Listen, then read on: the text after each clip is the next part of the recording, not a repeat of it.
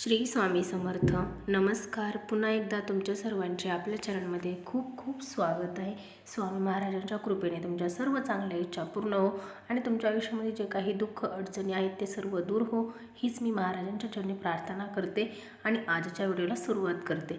तर आजचा व्हिडिओ आपला अर्थातच खूप सुंदर आहे. पहा, म्हणजे की मकर संक्रांतीला आपण हळदी कुंकू करतो. मग आता मकर संक्रांत होऊन गेली, मग आता आपण हळदी कुंकू करता नाही येणार, आपण असं समजत असतो. तर तसं नाही हो, की आपल्याला मकर संक्रांतीपासून आपल्याला हळदी कुंकू आपण कधीपर्यंत करू शकतो, किंवा मकर संक्रांतीच्या दिवशी आपण वाण काय द्यायचा, किंवा मकर संक्रांतीच्या दिवशी आपल्याला कोणती वस्तू वाण द्यायची नाही, म्हणजे आपण जेव्हा हळदी कुंकू करू त्यावेळेला आपल्याला वाण काही नाही द्यायचा, या बऱ्याचशा संदर्भात आपण आजचा व्हिडिओ पाहणार आहोत.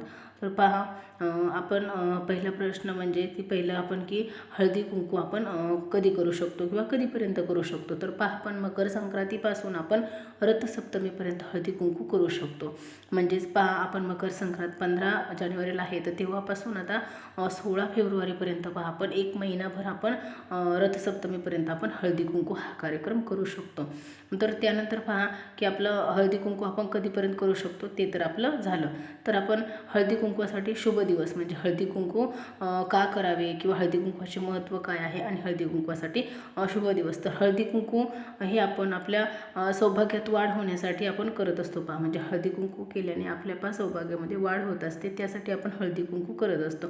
कारण एकत्र बायका सर्व जमतात आणि आपण त्यावेळेला हळदी कुंकू एकमेकींना लावतो, किंवा आपला जो भुवयांच्यामध्ये जो भाग असतो की तिथे आपण हळदी कुंकू लावल्याने आपल्या तिथं पॉझिटिव्ह म्हणजे पहा तिथून आपल्या सगळं रक्तवाहिन्या या पुरवठा होत असतो सगळ्या रक्तवाहिन्यांना. तर ते आपण तिथं हळदी कुंकू लावल्याने पॉझिटिव्ह आपल्याला सर्व गोष्टी होत असतात. तर पहा, त्यासाठी आपल्याला हळदी कुंकू हा कार्यक्रम म्हणजे करायचा असतो. तर पहा, त्यासाठी आपल्याला का साजरे करावे, तर ते झालेलं आहे की आपलं हळदी कुंकू का साजरे करावे, तर आपल्या सौभाग्यात वाढ होण्यासाठी आपल्याला हळदी कुंकू साजरी करायची असते. आणि हळदी कुंकूसाठी शुभ दिवस, तर आपण हळदी कुंकूसाठी शुभ दिवस म्हणजेच पहा, आपण मंगळवार देवीचा वार घेऊ शकतो, किंवा शुक्रवार देवीचा वार घेऊ शकतो, किंवा आपण गुरुवार रविवार म्हणजे असं दुर्गाष्टमी अष्टमी आपण अशा तिथीला आपण हळदी कुंकू ठेवू शकतो. रथसप्तमीपर्यंत आपण या दिवसांमध्ये कधीही हळदी कुंकू करू शकतो.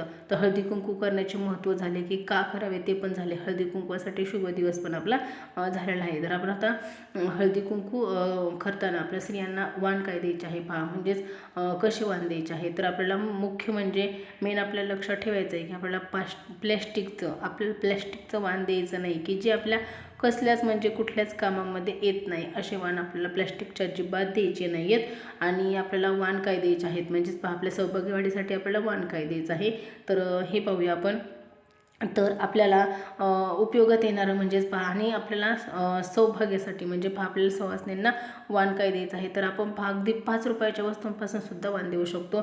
आपले कुंकू ते हळद असू द्या पहा, किंवा अगरबत्तीचा पुडा असू द्या, म्हणजे जे वापरात येणार आहे पहा, किंवा तुम्ही कुठल्या धातूचं वाण देऊ शकता, किंवा काचेच्या बांगड्या असतात पहा, म्हणजे आपण सवासनींचं वाण हे देऊ शकतो.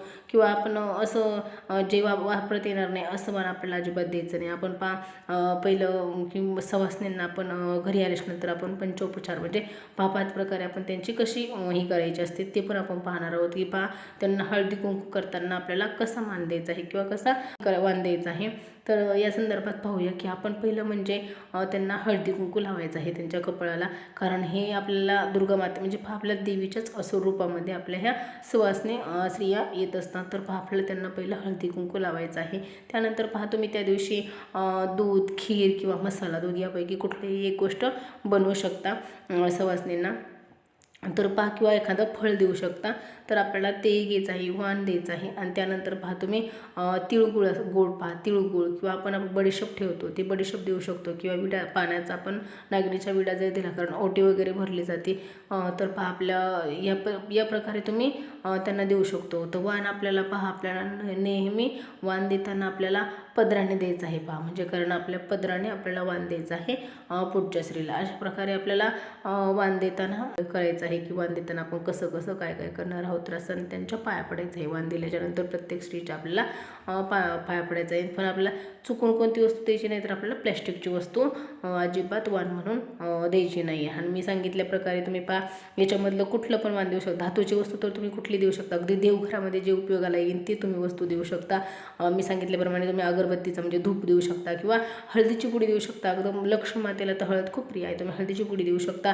तुम्ही पहिलं जर वाण करत असतात ना पहिल्याच वेळेला, तर तुम्ही कुंकवाचे डबे देऊ शकता किंवा तुम्ही काचेच्या बांगड्या देऊ शकता. जे वापरात येऊ शकतं तुम्ही सिंदूर देऊ शकता किंवा टिकली आपण कपाळाला टिकल्या लावतो त्या टिकल्यांचे डबे देऊ शकता. म्हणजे जे सौभाग्यामध्ये जे शृंगारामध्ये येतं त्याच्यामधले पण आपण कुठलीही गोष्ट देऊ शकतो की जे 16 शृंगारामध्ये येतं. सौभाग्य म्हणजे कारण हे आपण आपल्या पतीचे सौभाग्य वाढण्यासाठीच करत आहोत, त्यामुळे आपण सौभाग्याच्या वस्तू किंवा जे वापरात येणाऱ्या आहेत त्या वस्तू तुम्ही देऊ शकता. फक्त तुम्हाला प्लॅस्टिकच्या वस्तू द्यायच्या नाही आहेत की ज्या अजिबात वापरात येत नाहीत. यासाठी तुम्हाला म्हणजे आपण वस्तू निवडूनच करायचं आहे वाण देताना किंवा आपल्याला ते की आपल्याला याच्यापासून आपल्यालाही फायदा झाला पाहिजे आणि समोरच्याही व्यक्तीला, कारण त्यालाही काही दोष नाही लागले पाहिजे आणि आपल्यालाही दोष नाही लागले झाले पाहिजे, तर आपल्याला त्याचं फळच मिळलं पाहिजे, फायदा झाला पाहिजे. अशा प्रकारे आपल्याला करायचं आहे. तर पहिला आपला प्रश्न सुटलेला आहे की मकर संक्रांती रथसप्तमीपर्यंत आपण हळदी कुंकू करू शकतो. हळदी कुंकू का करावे तो पण प्रश्न सुटलेला आहे. त्यानंतर आपण हळदी कुंकवासाठी शुभ दिवस तो पण प्रश्न सुटलेला आहे. हळदी कुंकवाचे महत्त्व तर आता मी तुम्हाला सांगितले आहे, कारण आपल्या कपाळा दोन्ही भुवयांच्या मध्ये आपल्याला ते हळदी कुंकू लावलेलं अतिशय चांगलं असतं शास्त्रानुसार पण आणि परत विज्ञानानुसार पण तिथं, कारण आपल्याला तिथून रक्तपुरवठा होत असतो. त्यामुळे जेवढं आपल्या तिथं हळदी कुंकू लावण्यात येईल तेवढं ते चांगलं असतं. त्यामुळे आपल्याला हळदी कुंकू त्याचे महत्त्व पण आपल्याला कळलेले आहे आणि आपल्याला कोणत्या वस्तू द्यायच्या आहेत वाणमधून ज्याने आपल्या सौभाग्यामध्ये वाढच होणार आहे ते पण आपला प्रश्न सुटलेला आहे. हळदी कुंकू कसे करावे ते पण मी तुम्हाला सांगितले. तर अतिशय छोटा व्हिडिओ होता, अतिशय महत्त्वाची माहिती होती, त्यामुळेच मला हा व्हिडिओ तुमच्यापर्यंत पोहोचवायचा होता.